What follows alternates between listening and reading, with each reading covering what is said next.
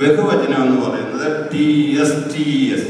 ഇത് പല കുട്ടികൾക്കും ഈ അവയവത്തിൻ്റെ പേരറിഞ്ഞുകൂടാത്തതുകൊണ്ട് എന്തെങ്കിലും അസുഖം വരുമ്പോൾ ആശുപത്രിയിൽ വരുമ്പോൾ തെറ്റായ വിവരങ്ങളാണ് നൽകാറുള്ളത്. പലപ്പോഴും കുട്ടികളെ അവരുടെ പിതാക്കന്മാർ പോലും കിഷ്ണിക്ക് ഒരു വേദന എന്ന് പറഞ്ഞവർ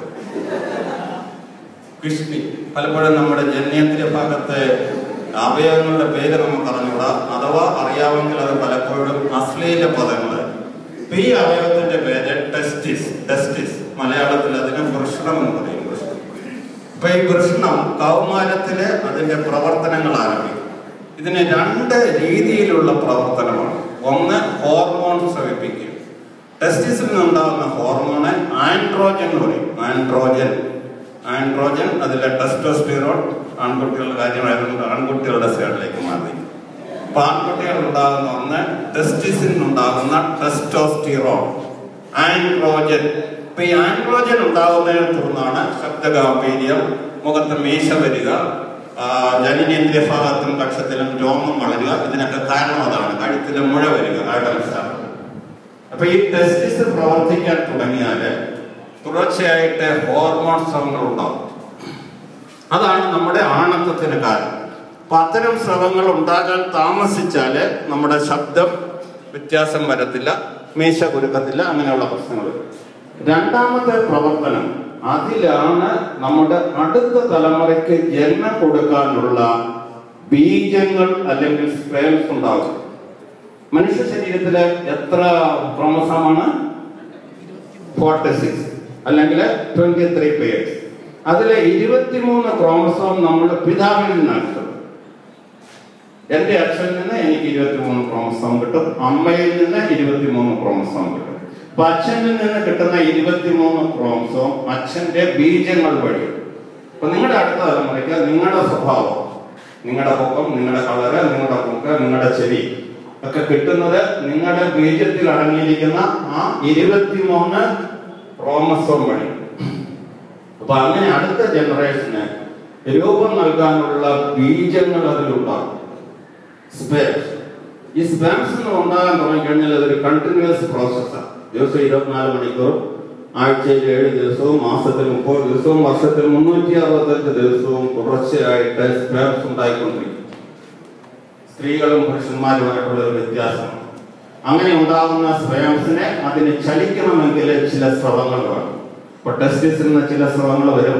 ടെസ്റ്റിസിൽ നിന്ന് മുകളിലേക്ക് പോകുന്ന ആ കുഴലിന് വാസ് ഡെഫറൻസ് എന്ന് പറയും. Was deferens. ആ വാസ് ഡെഫറൻസിൽ നിന്ന് ചില സെക്രേഷൻസ് വരും. അതിനുശേഷം അത് മുകളിൽ ചെന്ന് സെമിനൽ വെസിക്കിൾ, അതില് ഗ്ലാൻസ് എന്നായിരിക്കുന്ന സെമിനൽ വെസിക്കിൾ, ഈ സെമിനൽ വെസിക്കിളിൽ ചെന്ന് ശേഖരിക്കപ്പെടും. അപ്പൊ ഈ 3 ഭാഗത്തും ചില സെക്രേഷൻസ് വരും. ടെസ്റ്റിസ്, സ്പെർമാറ്റിക്കോഡ്, സെമിനൽ വെസിക്കിൾ. അപ്പൊ ഈ ബീജങ്ങളും ഈ സ്രവങ്ങളും കൂടെ ചേർന്ന ഭാഗത്തിനാണ് നമ്മള് സെമൻ അല്ലെങ്കിൽ ശുക്ലം എന്ന് പറയും. ഈ ശുക്ലം തുടർച്ചയായിട്ട് ഉണ്ടാകുന്നത് സെമിനൽ വെസിക്കിളിൽ ശേഖരിക്കപ്പെടും. അപ്പൊ അങ്ങനെ ശേഖരിക്കപ്പെട്ട് കഴിഞ്ഞാല് അതിന് വികസിക്കാവുന്നതിന്റെ ഒരു ലിമിറ്റ് ഉണ്ട്. അപ്പൊ ആ ലിമിറ്റ് കഴിഞ്ഞാല് നമ്മളെ ഉറക്കത്തില് മിക്കപ്പോഴും സ്വപ്നം കണ്ട് ആ സെമിനൽ വെസിക്കിൾ കൺട്രാക്ട് ചെയ്യുന്നതിനെ തുടർന്നാണ് നോക്ടോർണൽ എമിഷൻ അല്ലെങ്കിൽ വെറ്റ് ഡ്രീംസ് സംഭവിക്കും. ഇതതിന്റെ മറ്റൊരു പടം. അടി കാണുന്ന ടെസ്റ്റിസ്, മേലേക്കുള്ള കുഴൽ, മുകളിൽ കാണുന്നത് സെമിനൽ വെസിക്കിൾ, അതിനടിയില് റോസ് കളറിൽ കാണുന്നത് പ്രോസ്റ്റേറ്റ് എന്ന് പറയും. പ്രോസ്റ്റേറ്റ്. ഈ പ്രോസ്റ്റേറ്റ് പുരുഷന്മാരിൽ മാത്രമേ ഉള്ളൂ, സ്ത്രീകളിൽ ഇല്ലാത്ത ഒരു അവയവം. ഈ പ്രോസ്റ്റേറ്റ് പ്രായമാകുമ്പോൾ, എന്നെ പോലെയുള്ള പ്രായം ചെന്ന ആളുകൾക്ക് പ്രോസ്റ്റേറ്റ് വലുതാക്കാൻ തുടങ്ങുമ്പോൾ നമുക്ക് മൂത്രം ഒഴിക്കുന്നതിന് ചില പ്രശ്നങ്ങൾ വരും. ചിലതരം മൂത്രം ഒഴിക്കണമെന്ന് തോന്നിക്കഴിഞ്ഞാൽ ഉടൻ തന്നെ മൂത്രം ഒഴിക്കേണ്ടി വരിക, മൂത്രം മുഴുവനായിട്ട് പോകാതെ വരിക. ഒരുപക്ഷെ നിങ്ങളുടെ പിതാവിനൊക്കെ പ്രോബ്ലങ്ങൾ വന്നു തുടങ്ങിക്കാം. അങ്ങനെയൊക്കെ ഉണ്ടാകുന്നതിന് കാരണം ഈ പ്രോസ്റ്റേറ്റ് ഗ്രന്ഥിയുടെ വീക്കമാണ്. ഇത് മറ്റൊരു പടം. മേളിൽ കാണുന്ന ഇല പോലെയുള്ള ഭാഗമാണ് വെസിക്കുലസ് സെമിനാലിസ് എന്നിരിക്കുന്നത്. അവിടെയാണ് നമ്മുടെ സെമൻ ശേഖരിക്കപ്പെടുന്നത്. ഇത് ആൺകുട്ടികളും പെൺകുട്ടികളും അറിഞ്ഞിരിക്കേണ്ട ഒരു സംഗതി. പ്രത്യേകിച്ചും പെൺകുട്ടികൾ അറിയണം.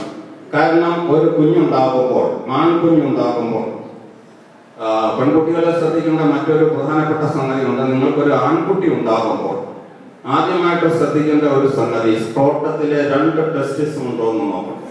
എല്ലാ കുട്ടികളും ശ്രദ്ധിക്കേണ്ട, എല്ലാ അമ്മമാരും ശ്രദ്ധിക്കേണ്ട കാര്യം. കാരണം ആ ടെസ്റ്റിസ് ഇല്ലെങ്കിൽ ഗർഭപാത്രത്തിലെ ഒരു ഭ്രൂണം കിടക്കുമ്പോൾ അല്ലെങ്കിൽ എംബ്രിയോ കിടക്കുമ്പോൾ അതിന്റെ ടെസ്റ്റിസ് ഉദരത്തിലായി. പ്രസവത്തിന് മുമ്പ് ആ ടെസ്റ്റിസുകൾ താഴേക്ക് ഇറങ്ങി വരും. അപ്പൊ ആ താഴേക്ക് ഇറങ്ങി വന്നില്ലെങ്കിൽ അതിന്റെ പ്രവർത്തനങ്ങൾക്ക് വൈകല്യം വരും, ഉത്പാദനശേഷി നഷ്ടപ്പെടാം, അതുപോലെ ട്യൂമേഴ്സ് വരും. അതുകൊണ്ട് നിങ്ങൾക്കൊരു ആൺകുട്ടിയാണ് ജനിക്കുന്നതെങ്കിൽ നിങ്ങൾ കഴിയുന്നതും ആദ്യ ദിവസങ്ങളിൽ തന്നെ ടെസ്റ്റിസ് 2 ഉണ്ട് എന്ന് ഉറപ്പാക്കും. അതുപോലെ മറ്റൊന്ന് ശ്രദ്ധിക്കേണ്ട സംഗതി, ഞാനിത് ആൺകുട്ടികളെക്കാൾ പെൺകുട്ടികൾക്ക് ഈ കാര്യം പറഞ്ഞു കൊടുക്കുന്നതിന്റെ ഉദ്ദേശം, നമുക്ക് കുട്ടികൾ ഉണ്ടായാൽ ആദ്യത്തെ ഏതാനും വർഷങ്ങളില് ആൺകുട്ടിയാണെങ്കിലും പെൺകുട്ടിയാണെങ്കിലും അവയെ കുളിപ്പിക്കുന്നതും ശരീര ശുചിത്വം നോക്കുന്നതും അമ്മമാരായിരിക്കും. ഇപ്പൊ നിങ്ങൾക്ക് തരുന്ന വിഷയങ്ങളിൽ ഒന്ന് നമ്മൾ റീപ്രൊഡക്റ്റീവ് ഹെൽത്ത് എന്നുള്ളതാണ്. റീപ്രൊഡക്റ്റീവ് ഹെൽത്ത്, അടുത്ത തലമുറയ്ക്ക് നല്ല ആരോഗ്യം വേണമെങ്കിൽ നിങ്ങൾ ജനനേന്ദ്രിയ വ്യൂഹത്തിന് കൊടുക്കേണ്ട സംരക്ഷണം അല്ലെങ്കിൽ അതിന്റെ കെയർ, അതിനെ കുറിച്ചാണ്.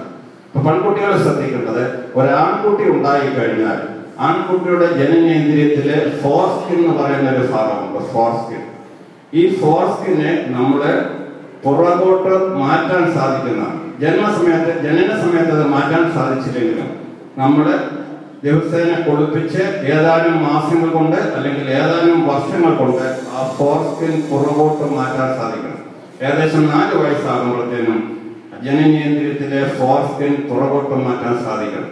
അങ്ങനെ സാധിച്ചില്ലെങ്കിൽ അതിന് വരുന്ന ബുദ്ധിമുട്ട്, ഈ ഫോർസ്കിനകത്ത് സ്മെഗ്മ എന്ന് പറയുന്ന ഒരു സെക്രീഷൻ അടിയും. അതുകൊണ്ടാണ് ചില സമൂഹങ്ങളില്, ചില സമുദായങ്ങളില്, ചില മതങ്ങളില്, പ്രത്യേകിച്ചും യൂതരുടെ ഇടയിലും മുസ്ലിങ്ങളുടെ ഇടയിലും ആൺകുട്ടികൾ ഉണ്ടായാൽ സുന്നത്ത് എന്ന് പറയുന്ന ഒരു കർമ്മം, സുന്നത്ത്, സർക്കംസിഷൻ, ചേല കർമ്മം എന്നൊക്കെ പറയുന്നത് ഈ അഗ്രചർമ്മം മുറിച്ചു കളയുന്ന ഒരു പരിപാടി. ഇപ്പൊ നമ്മള് മറ്റു മതവിഭാഗങ്ങളില് അത് മുറിച്ചു കളയണമെന്ന് നമ്മൾ പറയാറില്ല. പക്ഷെ ഒരുപാട് ഇറുകിയതാണെങ്കിൽ, അല്ലാത്ത പക്ഷം ഒരു 4 വയസ്സാകുമ്പോഴത്തേനും അഗ്രചർമ്മം പുറകോട്ടും മാറ്റാൻ സാധിക്കത്തക്ക രീതിയിൽ കുട്ടികളെ ട്രെയിൻ ചെയ്തെടുക്കണം. അല്ലാത്ത പക്ഷം ഈ സ്മെഗ്മ ഇരുന്ന് കഴിഞ്ഞാൽ പ്രായമായി കഴിയുമ്പോൾ 50 വയസ്സ് 60 വയസ്സായി കഴിയുമ്പോൾ പുരുഷ ജനനേന്ദ്രിയത്തിലെ ക്യാൻസർ വരും. അതവിടെ ഇരുന്ന് കഴിഞ്ഞാൽ ഒരു ഇറിറ്റന്റ് ആയിട്ട് വർഷങ്ങളായിട്ട് സ്മെഗ്മ അടിഞ്ഞു കഴിഞ്ഞാൽ ഇറിറ്റന്റ് ആയിട്ട് ക്യാൻസർ വരും. എന്ന് മാത്രമല്ല, നിങ്ങൾ അങ്ങനെ ജനനേന്ദ്രിയം വൃത്തിയായിട്ട് സൂക്ഷിക്കാതിരുന്നാൽ നിങ്ങളുടെ ഭാര്യമാർക്കും പ്രശ്നം വരും. സ്ത്രീകളില് നമ്മുടെ നാട്ടില് ഏറ്റവും കൂടുതലായിട്ട് കാണുന്നത് സെർവിക്സിനെ ബാധിക്കുന്ന ക്യാൻസറാണ്. സെർവിക്സ് ഞാൻ പിന്നീട് കാണിക്കാം. ആ സെർവിക്സിൽ ക്യാൻസർ ഉണ്ടാകാൻ കാരണം പുരുഷന്മാര് ലൈംഗിക അവയവം വൃത്തിയായിട്ട് സൂക്ഷിക്കാത്തത് കൊണ്ടാണ്. ഇപ്പൊ നിങ്ങളുടെ അമ്മയ്ക്ക് സെർവിക്സിൽ ക്യാൻസർ ഉണ്ടാകുകയാണെങ്കിൽ അതിന് കാരണം നിങ്ങളുടെ അച്ഛനാണ്. അപ്പൊ ഞാൻ നിങ്ങളോട് പറയുന്നത്, പിൽക്കാലത്ത് നിങ്ങളുടെ ശരീര ശുചിത്വത്തിൽ സൂക്ഷിച്ചില്ല എങ്കിൽ നിങ്ങളുടെ ഇണയ്ക്ക് അല്ലെങ്കിൽ നിങ്ങളുടെ ഭാര്യയ്ക്ക് സെർവിക്സിൽ ക്യാൻസർ വരാൻ സാധ്യതയുണ്ട്. അതുകൊണ്ട് തീർച്ചയായിട്ടും ആൺകുട്ടികൾ ഇത് മനസ്സിലാക്കണം, പെൺകുട്ടികളും ഇത് മനസ്സിലാക്കണം. മറ്റൊരു സംഗതി, പുരുഷ ബീജം എന്ന് പറയുന്നത് സാധാരണഗതിയിൽ 1, 2, 3 മില്ലിലിറ്റർ സെമൻ കാണും. 1 മില്ലിലിറ്ററില് 80 മുതൽ 120 മില്യൺ വരെ സ്പെർംസ് ആണ്. 80 മുതൽ 120 മില്യൺ വരെ. അത് ഏറ്റവും കുറവ് 20 മില്യണെങ്കിലും വേണം. അപ്പൊ നിങ്ങൾക്ക് ഒരു കുട്ടി ഉണ്ടാകണമെങ്കിൽ 20 മില്യൺ സ്പേമെങ്കിലും വേണം. അത്രയും ലക്ഷക്കണക്കിനുള്ള സ്പേംസിലെ ഒരെണ്ണത്തിന് മാത്രമേ ലക്ഷ്യസ്ഥാനത്തെത്താൻ സാധിക്കൂ. അപ്പൊ അങ്ങനെ വേണമെങ്കിൽ ഈ സ്പേംസിന് നല്ല ആരോഗ്യം വേണം, നല്ല ചലനശക്തി വേണം, വൈകല്യങ്ങൾ ഉണ്ടാകാൻ പാടില്ല. സ്പേംസിന് വേണ്ട പ്രധാന ഗുണം ഒന്ന് പർപ്പസ്ഫുൾ മൂവ്മെന്റ് എന്ന് പറയും. നമ്മളൊരു ആരോ ചെയ്യുകയാണെങ്കിൽ ആരോ എങ്ങനെ പോകുന്നു, കടലാസ് കൊണ്ടുള്ള ആരോ അല്ല, ശരിക്കുള്ള അസ്ത്രം, അമ്പും വില്ലിലെ അമ്പ്. ആ അമ്പ് ചെയ്യുകയാണെങ്കിൽ സ്ട്രെയിറ്റ് ആയിട്ട് പോകുന്നത് പോലെ സ്പേംസിനെ സ്ട്രെയിറ്റ് ആയിട്ട് പോകാൻ സാധിക്കണം. അപ്പൊ നിങ്ങൾ ചില ദുശീലങ്ങൾക്ക് അടിമപ്പെടുകയാണെങ്കിൽ നിങ്ങളുടെ സ്പേംസിന്റെ ചലനശക്തി മൈതാനങ്ങളിൽ ഓടുന്ന ചില പട്ടികളുടെ ചലനശക്തി, മൈതാനങ്ങൾ പട്ടികൾ ഓടുന്നുണ്ടല്ലോ, വെളിയിൽ കൂടെ ഇങ്ങനെ വട്ടത്തിൽ കറങ്ങി ഭാഗത്തേക്ക്.